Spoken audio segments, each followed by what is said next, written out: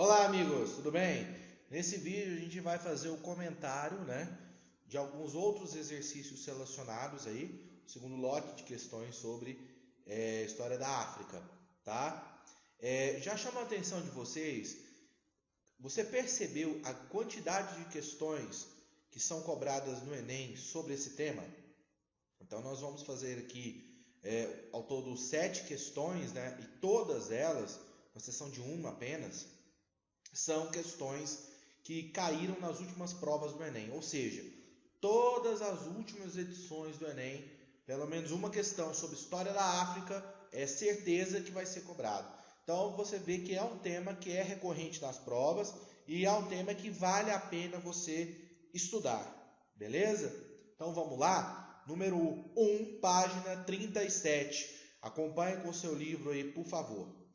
Enem, a África também já serviu como ponto de partida para comédias bem vulgares, mas de muito sucesso, como Um Príncipe em Nova York e Ace Ventura, Um Maluco na África. Em ambas, a África aparece como um lugar cheio de tribos doidas e rituais de desenho animado. A animação Rei Leão da Disney, mais bem sucedido filme americano ambientado na África, não chegava a contar com um elenco de seres humanos. A produção cinematográfica referida no texto contribui para a constituição de uma memória sobre a África e os seus habitantes. Essa memória enfatiza e negligencia, respectivamente, os seguintes aspectos. Aquilo que eu falei, anteriormente, essa questão da animalização, de tornar a África esse ambiente exótico, de tentar transformar os africanos como parte dessa natureza exótica. Isso uma visão eurocêntrica que é repercutida, que é reforçada nessas obras cinematográficas. Então vamos lá.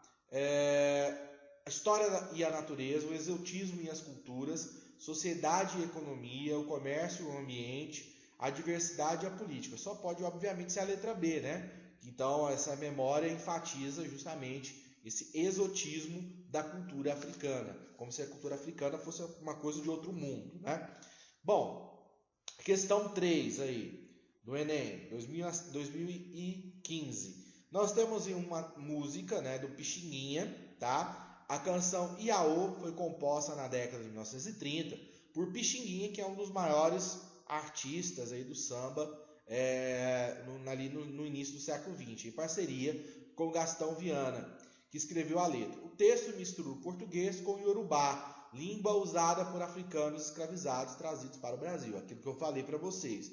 Uma das questões mais importantes envolvendo os iorubás é justamente por ser uma das etnias, um dos grupos de escravos mais numerosos introduzidos no Brasil. Ao fazer o uso do iorubá nessa composição, o autor, letra A, promove uma crítica bem-humorada às religiões afro-brasileiras, destacando diversos orixás. Ressalta uma mostra da marca da cultura africana, que se mantém viva na produção musical brasileira. Evidencia a superioridade da cultura africana e seu caráter de resistência à dominação do branco. Deixa à mostra a separação racial e cultural que caracteriza a Constituição do povo brasileiro. Isso aqui é totalmente errada, Se tem uma coisa que caracteriza o povo brasileiro é justamente a mistura, a miscigenação. Expressa os rituais africanos com maior autenticidade, respeitando as referências originais. Como eu já falei, você tem aquela questão da adaptação da cultura africana. Não é a mesma cultura, é uma adaptação. Pessoal, logicamente só pode ser a letra B, justamente essa questão de ressaltar, a presença, a importância da cultura africana na formação da cultura brasileira, da cultura nacional. Questão 4, também uma questão do Enem. A Lei 10.639, de 9 de janeiro de 2003, incluiu no currículo dos estabelecimentos de ensino fundamental e médio, oficiais e particulares, a obrigatoriedade sobre história e cultura afro-brasileira e determina que o conteúdo programático incluirá estudos de história da África e dos africanos, a luta dos negros no Brasil, a cultura negra brasileira e o negro na formação da sociedade nacional, resgatando a contribuição do povo negro nas áreas social, econômica, política, pertinentes à história do Brasil, além de instituir no calendário escolar o dia 20 de novembro como data comemorativa do Dia da Consciência Negra. É uma medida que foi feita, né, alguns anos atrás, justamente no sentido de dar força, né, e tornar obrigatória para a gente poder ter uma ideia da importância dessa história, dessa cultura, na formação da nossa cultura. A referida lei apresenta um avanço não só para a educação nacional, mas também para a sociedade brasileira. Por quê? Legitima o ensino de ciências humanas nas escolas? Não. Né? Divulga conhecimentos para a população afro-brasileira? Não, para toda a população, independentemente se ela é afro-brasileira ou não. Reforça a concepção etnocêntrica sobre a África? Não. Muito pelo contrário, é uma forma de a gente ver a história de um outro viés, né? Um outro olhar. Garante aos afrodescendentes a igualdade no acesso à educação? Também não é isso. Infelizmente, né? A população negra, né, no Brasil ainda tem um caminho aí longo a percorrer para igualar as condições de educação com o restante da população. Impulsiona o reconhecimento da pluralidade étnica racial do país. É justamente essa, letra E. Marque aí. Página 38, número 5, é da Unicamp, né? Essa questão não é do Enem, mas as outras, todas que nós vamos fazer é do Enem.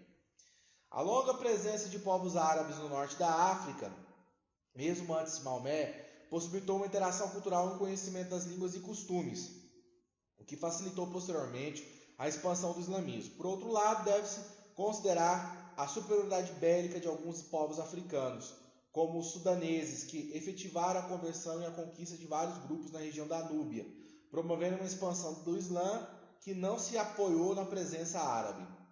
Sobre a presença islâmica na África, é correto afirmar. Letra A. O princípio religioso do esforço de conversão, a jihad, foi marcada pela violência no norte da África e pela aceitação do islamismo em todo o continente africano. Não foi todo o continente africano que se converteu ao Islã, né? E nem todo o processo de conversão foi feito tendo como base a jihad, um processo de guerra ou de violência. Os processos de interação cultural entre árabes e africanos, como os principados pelas relações comerciais, são anteriores ao surgimento do Islã. Muito antes mesmo do islamismo, os árabes já percorriam o Saara por causa das rotas comerciais, né? Então essa relação ela vem antes mesmo do Islã. Então a letra B aí, né? Se a expansão do islamismo na África ocorreu pela ação dos árabes, suprimindo as crenças religiosas tradicionais do continente, não. Ele citou o exemplo dos sudaneses, que são povos africanos que colaboraram também com a expansão da cultura árabe e do islamismo. O islamismo é a principal religião dos povos africanos e sua expansão ocorreu durante a corrida imperialista no século XIX. É a religião hoje mais professada, né, na África, um percentual considerável da população, mas de longe não tem nada a ver com o imperialismo do século XIX. Tá? Questão 7. Mandinga era a dominação que, no período das grandes navegações, os portugueses davam à costa ocidental da África. A palavra se tornou sinônimo de feitiçaria, porque os exploradores lusitanos consideravam bruxos os africanos que ali habitavam. É que eles davam indicações sobre a existência de ouro na região. Em idioma nativo, Mandingue designava terra de feiticeiros.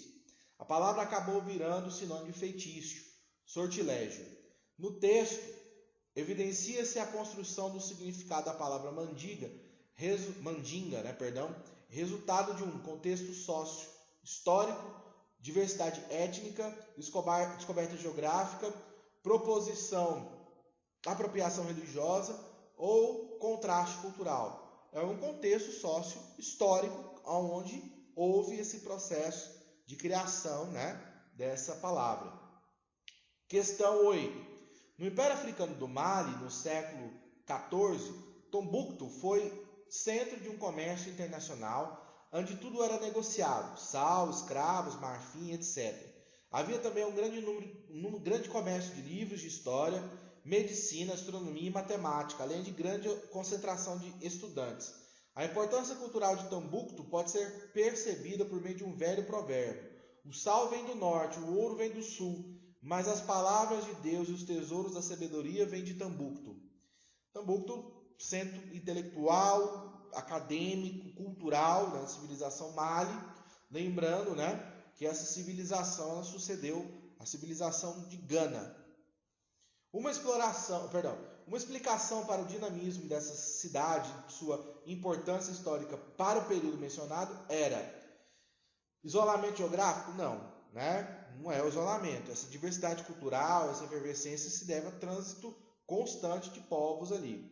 Exploração intensiva de recursos naturais, posição relativa nas redes de circulação, tráfico transatlântico de mão de obra servil também não tem nada a ver, né? Competição econômica dos reinos da região. É a letra C, né?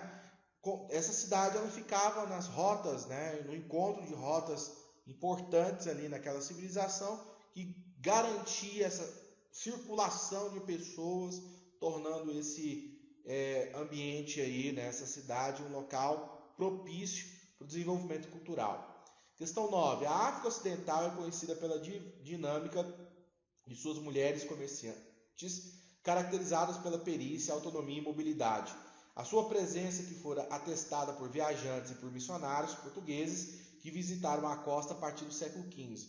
Consta também na ampla documentação sobre a região. A literatura é rica em referência a grandes mulheres, como as vendedoras ambulantes, cujo jeito para o negócio, bem como autonomia e mobilidade, são típicos da região. Exemplo disso, uma herança cultural dessa perspectiva, são as baianas, né? Na cidade de Salvador você encontra muitas mulheres vendendo ali quitutes e outras comidas típicas, né? Nos seus famosos tabuleiros. Essa é uma prática que vem já desde os povos africanos, essas mulheres se dedicando a esse pequeno comércio, né? É uma tradição já presente nesses povos.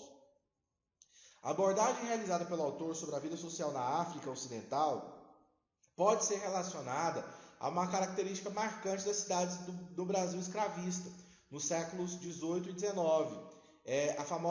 Os escravos de ganho, né? Os negros que iam para as ruas comercializar esses produtos, esses alimentos, como eu falei ainda hoje, né? O resquício dessa prática na Bahia, por exemplo, em Salvador, são as baianas e seus tabuleiros de quitutes. Gente, a letra C, né? Isso aí é bem fácil, bem tranquilo. Marquem aí. Tudo bem, pessoal? Então a gente encerra por aqui nossos estudos sobre África, tá? Na próxima aula nós vamos começar a Idade Média Ocidental. Falaremos aí da formação dos reinos bárbaros e do feudalismo europeu, certinho? Então até a próxima, fiquem com Deus!